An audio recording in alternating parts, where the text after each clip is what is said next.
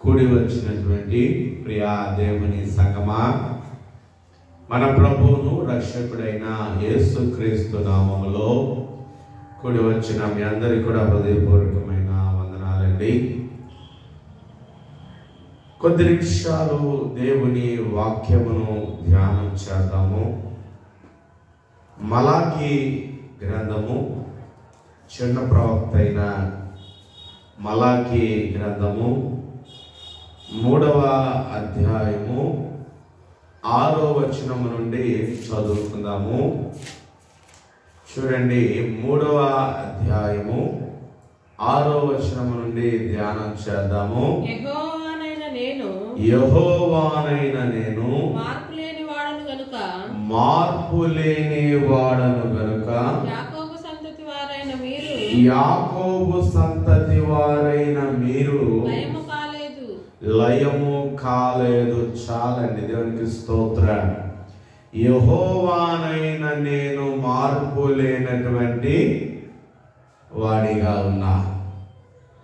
ఆయన మార్పు లేనటువంటి దేవుడిగా ఉన్నాడు. ఆది నుండి కూడా ఆయన ఏమాత్రము కూడా మారినటువంటి వాడు కాదు. ఆయన సృష్టి ప్రారంభంలో ఎలాగున్నాడో ఇప్పుడు కూడా అలాగే ఉన్నాడు. మార్పు లేనటువంటి దేవుడు. ఆయన ఎందులో మార్పు లేదు అంటే ఆయన పరిశుద్ధతలో మార్పు లేదు. ఆయన కృప మనకు అనుగ్రహించుటలో మార్పు లేదు. ఆయన ప్రేమను మనకి అనుగ్రహించుటలో మార్పు లేదు. ఆయన భూమి మీద మన పైన కనికరం పడుటలో మార్పు లేదు.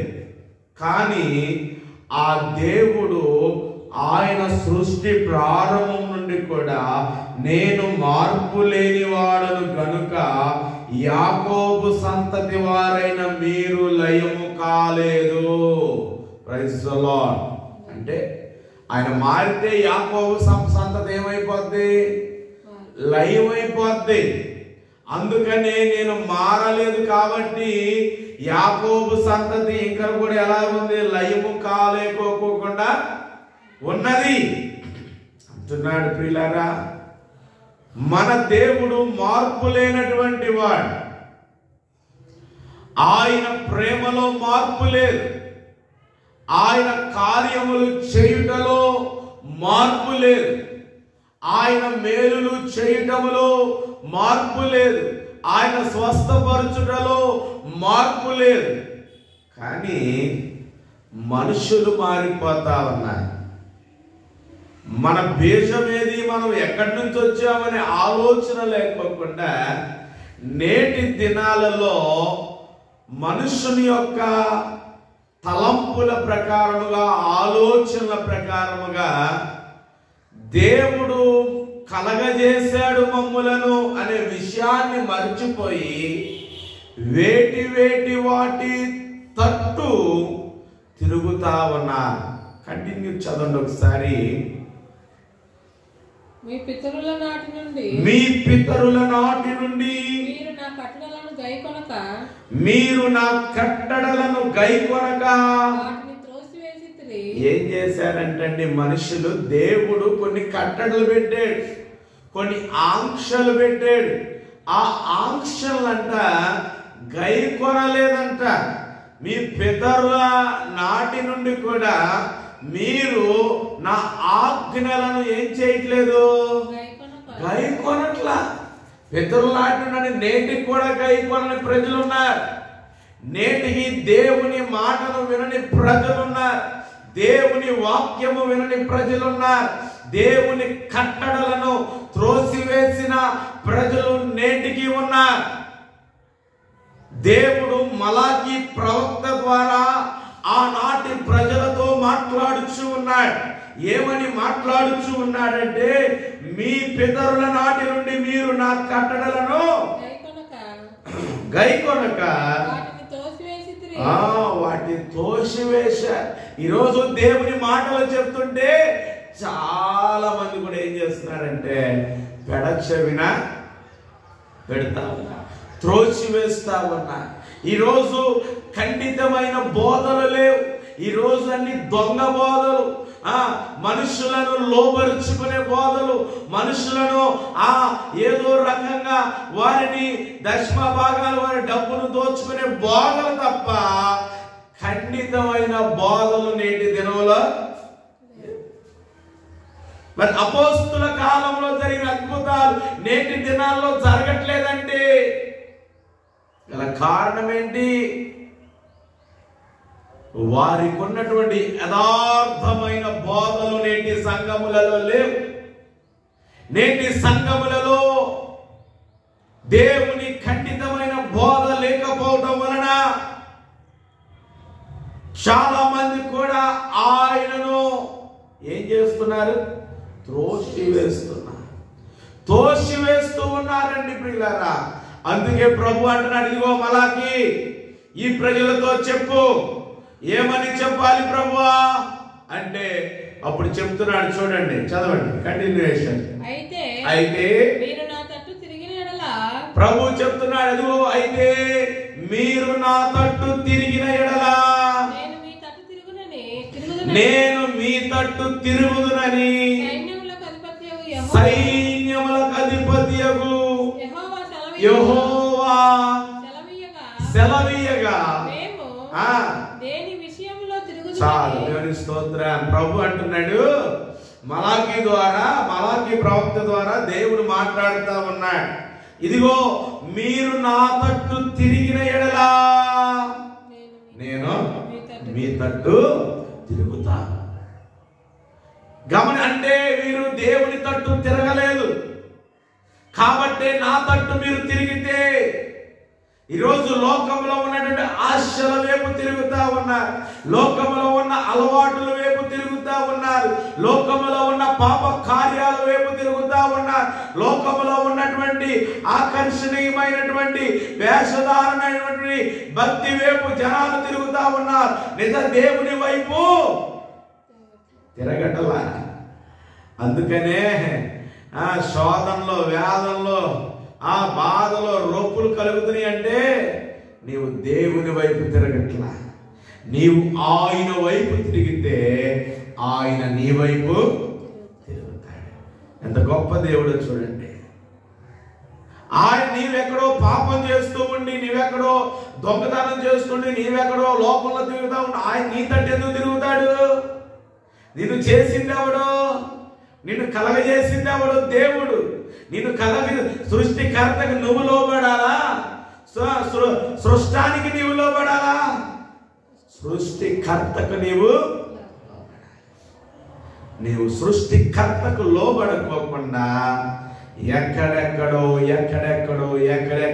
తిరిగి నాకు కార్యాలు జరగట్లేదండి, మాకు రోగాలు పోవట్లేదండి, అప్పులు పోవట్లేదండి, వ్యాధి తగ్గట్లేదండి అని వచ్చి చెబితే ప్రయోజనం లేదు. ఎక్కడో తిరిగి వచ్చి ఎటేటో తిరిగి ఇప్పుడు దేవుడి దగ్గరికి వచ్చి యేసు ప్రభువా నన్ను స్వస్థపరచండి అని ఎలా స్వస్థపరుస్తాడు? నీ కన్నా తల్లిదండ్రులు, నీవు నీ తల్లిదండ్రుల పక్షంగా నువ్వు నిలబడకోకుండా ఎక్కడెక్కడో తిరిగి ఎవరినో ప్రేమించి ఇంటికి తీసుకొస్తే నీ తల్లిదండ్రులే నిన్నేం చేస్తారు? నీ పక్షంగా నిలబడతారా? ఇష్టపడతారా? మరి నిన్ను కలగజేసిన సృష్టికర్త అయిన దేవుడు ఆయన వైపు మీరు తిరగకపోతే, దేవుని కార్యం ఎలా జరుగుద్ది? గమనించండి ప్రియులారా. ఈ రోజు నేటి దినాలలో అధికారులు, ఆ యొక్క లోకములో ఉన్నటువంటి అధికారులకు, లోకములో ఉన్నటువంటి ఆ యొక్క కట్టడలకు మనము లోబడకపోతే లోకములో ఉన్నవారు ఏం చేస్తారు? ఈయన మనేపు లేడు కాబట్టి వీడికి మనం ఏమి చేయకూడదు, వీడు మన పార్టీ వాడు కాదు, వీడు ఆ పార్టీ వాడు కాదు, వీడు ఏమి చేయకూడదని లోకాల్లో భేదాలు చూపిస్తారు. అలాంటి లోకంలో ఉన్న వాళ్ళే భేదాలు చూపిస్తే సృష్టిని కలగజేసిన వాడు, సృష్టిలో జీవరాశులను కలగజేసిన వాడు, ఆకాశమును, భూమిని, సూర్యుడిని, నక్షత్రములను, మానవులను కలగజేసిన దేవుని వైపు నీవు తిరగకపోకుండా ఉంటే దేవుడు నీ వైపు ఎలా తిరుగుతాడు? ఏమండి? లోకంలో ఉన్న మనుషులకే నీవు జట్టులు కట్టకపోతే నిన్ను వాళ్ళు ఒప్పుకోరే. నిజ దేవుని వైపు మనము తిరగాలి. నిజదేవుడైనటువంటి యేసు ప్రభువ ఆయన వైపు మనము తిరగగలగాలి. ఆయన వైపు మనము తిరిగితేనంట ఆయన ఏం చేస్తాడంటండి, మన తట్టు తిరుగుతాడు. దేవునికి స్తోత్రం. చదవండి, కంటిన్యూ చేయండి. సెలవీయగా మేము దేని విషయంలో తిరుగుదమని. చూడండి, ఆ దేవుడు అంటున్నాడు. వారు దేవుడు వారికి చెప్పిన వెంటనే వాళ్ళు ఏమంటున్నారంటే ఆ ప్రజలు, ఏ విషయంలో మేము తిరగాలి, ఏ విషయంలో తిరుగుదమని మీరందరూ, ఏ విషయంలో మేము తిరుగుదమని మీరు అంటారు. మానవుడు దేవుని యొద్ద దొంగిలునా ఏంటారండి, ఇక్కడ ఏమన్నాడు, మానవులు దేవుని దగ్గర దొంగిలినా అయితే మీరు నా యొద్ద దొంగిలితిరి. అదేంటి ఇక్కడ ఏంటంటే క్వశ్చన్ మార్క్ ఉంటుంది అక్కడ. మానవుడు దేవుని దగ్గర దొంగిలిల్లునా అనే ప్రశ్న ఉంటుంది.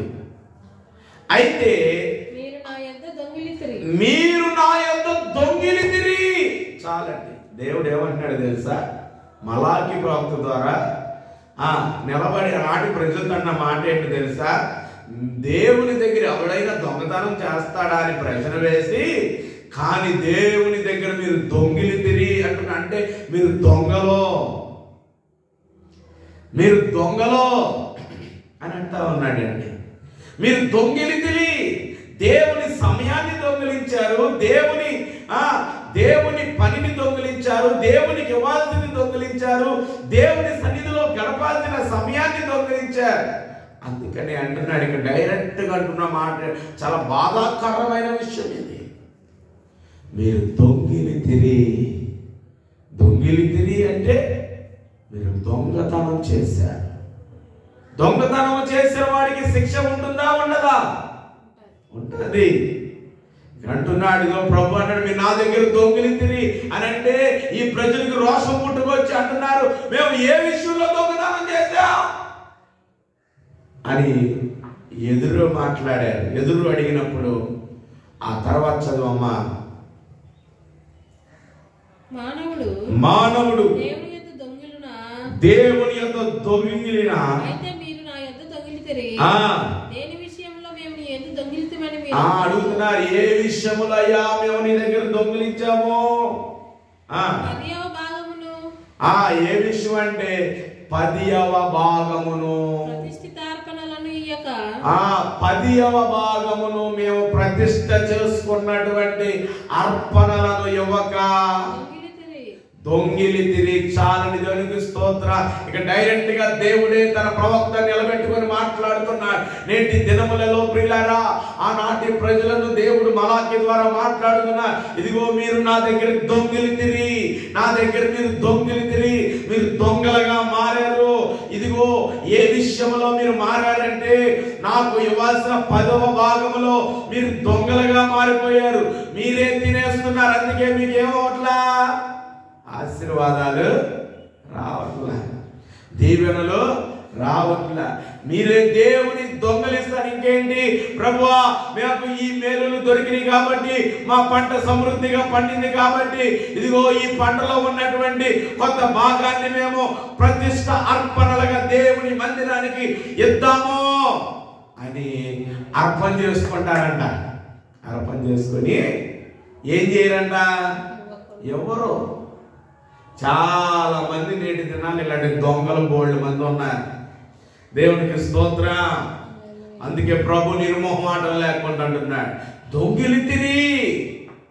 దొంగి నా వైపు మీరు తిరగట్లేదు. మీరు నా వైపు తిరగకుండా వేటి వాటి వైపు తిరిగి దేవుని మందిరానికి ఇవ్వాల్సింది, దేవుని సన్నిధికి వెళ్ళి ప్రభువును ఆరాధించాల్సింది, దేవుని సన్నిధికి వెళ్ళి మహిమపరచాల్సిన ఆ సమయాన్ని, దేవుని సన్నిధిలో మోకరించి ప్రార్థన చేయవలసిన ఆ సమయాన్ని మీరు దొంగిలితిరి. కీర్తనం చూడండి, 29వ అధ్యాయము 1-2 వచనాలు చదవండి. కీర్తనలు. దైవపుత్రులారా యెహోవాకు ఆరోపించుడి. ప్రభావ మహాత్మ్యములను ఆ యెహోవాకు ఆరోపించుడి. యెహోవా నామమునకు చెందవలసిన ప్రభావమును ఆయనకు ఆరోపించుడి. ఆరోపిస్తున్నారా? మరి దేవుని నామానికి కలగాల్సినటువంటి ఘనతను, దేవుని నామానికి కలగవలసినటువంటి ఆయనకి ప్రభావమును, ఆయన నామమునకును కలగటానికి మనం ఏం చేయాలి? ఆయన కనపరచాలి. ప్రభుని కనపరచట్లా, దేవుని సన్నిధికి రావట్లా, దేవుని మందిరానికి వెళ్ళట్లా. పండగకో పప్పన్నాలకో దేవుని మందిరానికి వెళ్తున్నాం, పుట్టినరోజులకో తద్దినాలకో దేవుని మందిరానికి వెళ్తున్నాం. మరి మిగతా అన్ని రోజులు దేవుని సమయాన్ని, దేవుని సన్నిధికి వెళ్ళకోకుండా నీవు దొంగిలిస్తున్నావా లేదా అంటే యు ఆర్ థీఫ్, అంటే నీవు దొంగవి అంటున్నాడు దేవుడు. దొంగ అనే ముద్ర వేయించుకుంటే అంత్య దినములో నువ్వు విడవబడతావు. నీవు దేవునికి ఇవ్వాల్సినటువంటి, ఆయన నామమునకు ఇవ్వాల్సినటువంటి ఆ ప్రభావమును ఆయనను ఆరోపించాలి, ఆయన గణపరచాలి, ఆయనకు ఇవ్వాల్సిన ఘనతను ఆయనకి ఇవ్వాలి. ఆయన స్తుతించాల్సిన విషయంలో ప్రభుని మనము స్తుతించాలి. అలా అందుకనే ప్రియులారా, విశ్రాంతి దినమున నేటి దినాల్లో జనములకు ఏమి లేదంటే భయము భక్తి లేకుండా పోయింది. విశ్రాంతి దినమున దేవుని మందిరాలకు విడిచి పెళ్లికి పొప్పన్నాలకు తద్దినాలకు తిరుగుతా ఉన్నారు. అంటే దేవుని భయం ఏమైపోయింది? పోయింది. మోషే దినాల్లో విశ్రాంతి దినమున ఎవడైనా ఇంటిలో పొయ్యి వెలిగిస్తే రాళ్లతో కొట్టి చంపాలని చట్టం ఉంది. అటువంటి కఠినమైన చట్టాలు, అటువంటివి నేటి దినాల్లో దేవుడు ప్రేమను చూపిస్తా ఉంటే నీవు ఆయన తట్టు తిరక్కోకుండా ఎటేటో తిరుగుతా ఉంటే ప్రయోజనం లేదు. నీవు మరి ఈరోజు ఈ యొక్క లోకములోనికి భయంకరమైన వైరస్లు, భయంకరమైన వ్యాధులు, ఎవరు డాక్టర్లకి చిక్కని వ్యాధులు రావడానికి గల కారణం ఏంటి? దేవుడా మానవుడా? మానవులే. మీరు చేసే పాపాలను బట్టి కొత్త కొత్త తెగుళ్ళు భూమి మీద కలుగుతా ఉన్నాయి. కొత్త కొత్త ఆటంకాలు భూమి మీదకి వస్తూ ఉన్నాయి. వైద్యులు కూడా చిక్కట్లు. ఈరోజు హాస్పిటల్కి వెళ్ళాలంటే భయం. చిన్నదానికి వెళ్ళినా లక్షల్లో ఖర్చు అయిపోతా ఉన్నాయి. అదంతటికన్నా దేవుని తట్టు తిరిగితే దేవుడు నీకు ఆరోగ్యమునిస్తాడు. దేవునికి స్తోత్ర. దేవుని తట్టు నీవు తిరిగి నిలబడగలిగితే, ఆయనకి ఇవ్వాల్సిన ఘనతను ఆయనకి ఇవ్వగలిగితే, ఆయనకి ఇవ్వాల్సిన సమయం ఆయనకి ఇవ్వగలిగితే, ఆయన సన్నిధిలో పరిచర్య చేయాల్సిన సమయము దేవునికి ఇవ్వగలిగితే, ప్రార్థన చేయాల్సిన సమయము దేవునికి ఇవ్వగలిగితే, వాక్యము చదివే సమయము దేవునికి ఇవ్వగలిగితే, ఆ దేవుని తట్టు నీవు తిరుగుతావు. అప్పుడు ఆయన ఏం చేస్తాడు? నీ తట్టు తిరుగుతాడు. దేవునికి స్తోత్రం. హల్లెలూయా.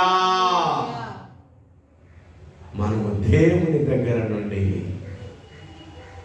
ఆయనకి ఇవ్వాల్సినటువంటి ఆ 10వ భాగమును, ప్రతిష్ట అర్పణలను మనము ఇవ్వకపోవటం వలన ఏం కలుగుతుందంటే ప్రియులారా, దేవుని దీవెనలు మనము పొందుకోలేకపోతున్నాం. ఆ విషయంలో ఖండితంగా తన ప్రవక్త ద్వారా దేవుడు మాట్లాడుతున్నాడు.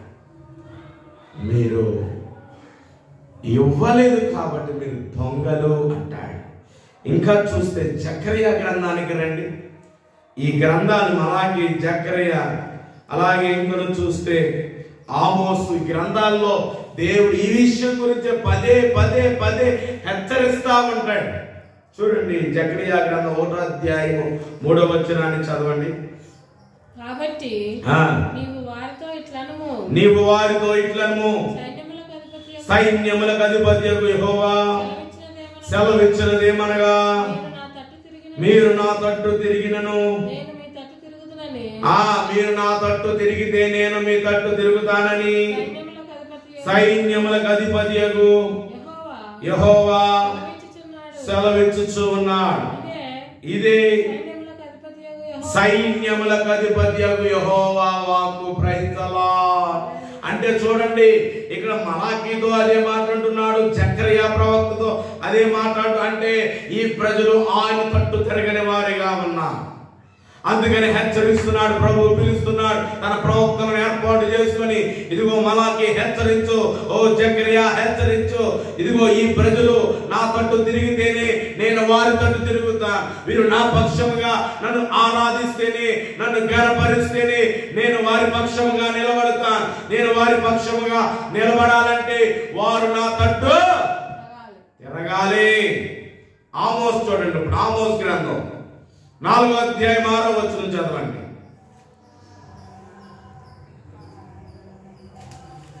ఆమోస్ గ్రంథం 4వ అధ్యాయం 6వ వచనం. మీ పట్టణములన్నింటిలోను నేను మీకు దంతశుద్ధి కలుగజేసినను. మీ పట్టణములన్నింటిలో నేను మీకు దంతశుద్ధి కలుగజేసినను. మీరున్న స్థలములన్నిటిలోను మీకు ఆహారం లేకుండా చేసినను. మీరు నా తట్టు తిరిగిన వారు కారు. చూడండి ప్రియులారా, మీకు కరువు కలిగించిన, మీ ప్రాంతంలో ఉన్నటువంటి ఆటంకములు కలిగించిన మీరు నా తట్టు తిరిగిన వారు కారు. ఇదే యెహోవా వాక్కు. గమనించండి, మీరేమైనా ఒకవేళ ఈ లోకంలో ఉన్న సుఖభోగమును బట్టి, లోకంలో ఉన్న ఐశ్వర్యమును బట్టి, లోకంలో ఉన్న పాపమును బట్టి, లోకంలో ఉన్న ధనమును బట్టి, లోకంలో ఉన్న పాడి పంటలను బట్టి వీరేమైనా నా వైపు తిరగకుండా ఉన్నారేమో అని ప్రభు వారు వారి కరువు కలగజేసినా సరే వీరు ఇంకా కూడా అయినా సరే అంట ప్రభు వైపు తిరగట్లేదు అంటండి. వీళ్ళగా ఆమోస్తో దేవుడు మాట్లాడుతున్నాడు. తర్వాత చదువమ్మా, ఆమోస్ గ్రంథం 4వ అధ్యాయం 6వ వచనం చివరి భాగం. ఇదే యెహోవా వాక్కు. మరియు కోతకాలమునకు ముందు 3 నెలలు వాన లేకుండా చేసేను. ఒక పట్టణము మీద కురిపించి మరి ఒక పట్టణం మీద కురిపించకపోతిని. ఒక చోట వర్షం కురిసెను, వర్షము లేని చోట ఎండిపోయిను. 2-3 పట్టణముల వారు నీళ్లు త్రాగుటకు ఒక పట్టణమునకే పోగా అతడ నీరు వారికి చాలకపోయిన. చూడండి, అయినను మీరు నా తట్టు తిరిగిన వారు. అంటే వీళ్ళు ఎక్కడంటే ఇది భూమి మీద పాతుకుపోతాం, భూమి మీద మనం ఉండిపోతాం. కోట్లు సంపాదించిన వాడు సైతం కూడా 6 అడుగుల గోతులోనికే పోవాలి. అలెగ్జాండర్ ప్రపంచాన్ని సాధించిన వాడు ఇదిగో ఒక దావకాటికి ఏమైపోయాడు, చచ్చిపోయాడు.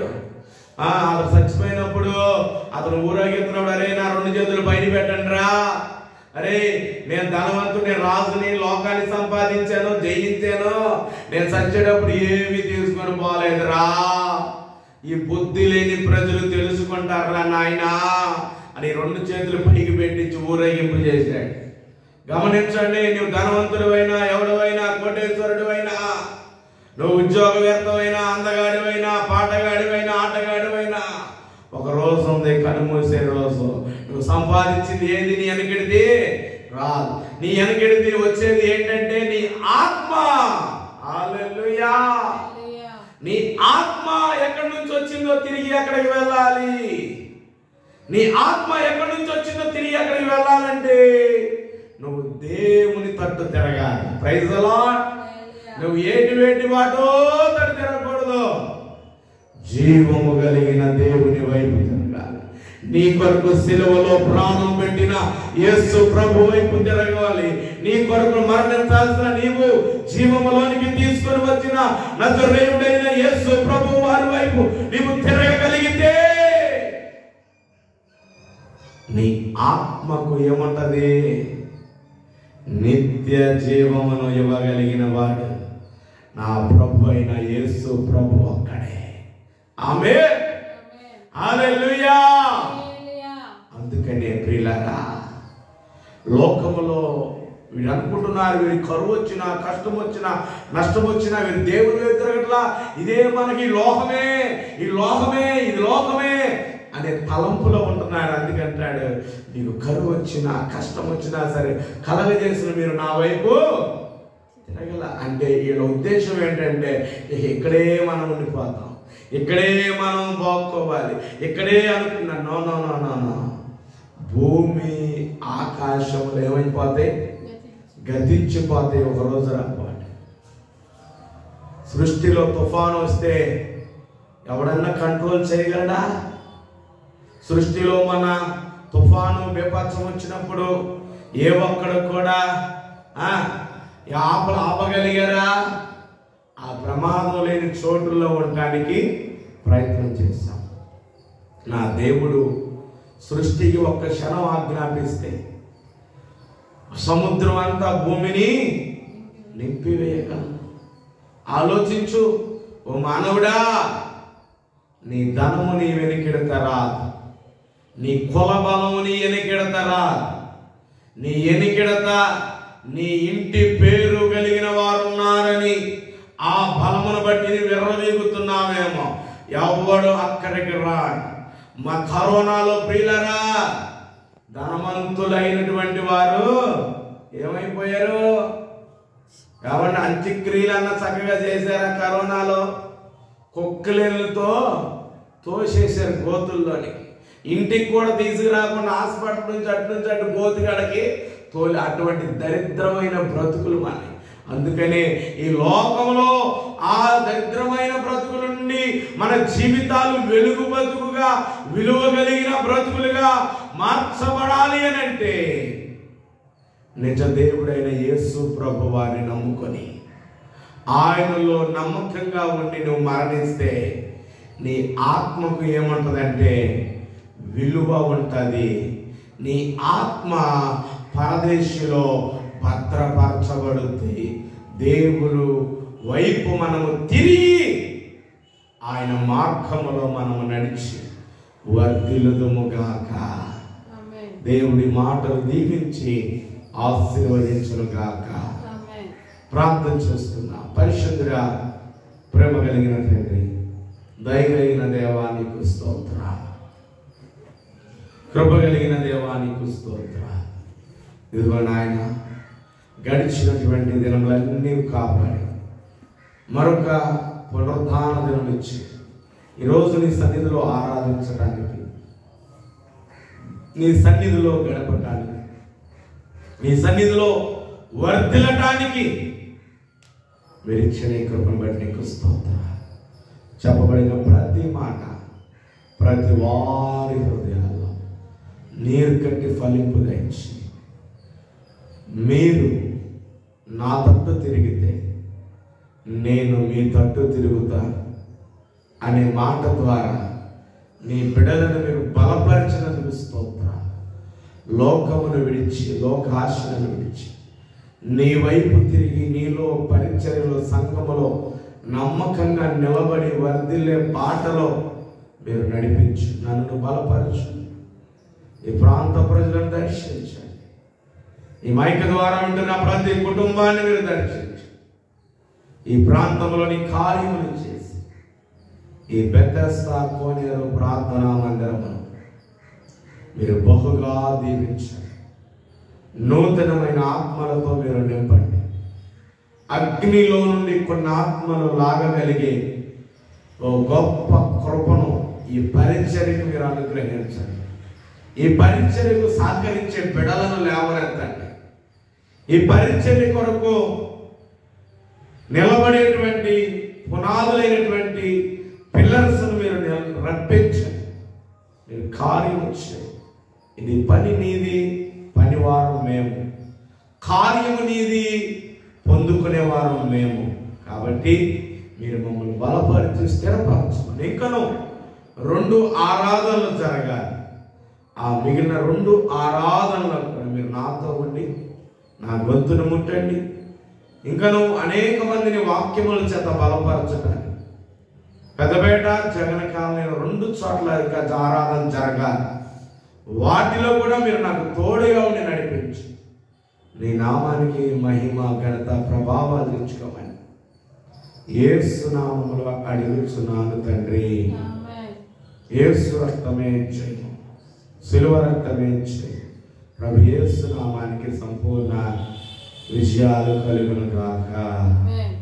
మన తండ్రి అయిన దేవుని ప్రేమ, కుమారుడైన యేసుక్రీస్తు వారి యొక్క కృప, పరిశుద్ధాత్మ దేవుని యొక్క అన్యోన్యమైన సహవాసం కూడిన మనకి రాని వారికి లోకలు పరిశుద్ధులు ప్రభు సదా తోడుగా ఉండి నడిపించును గాక.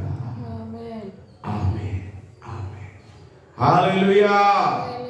హల్లెలూయా.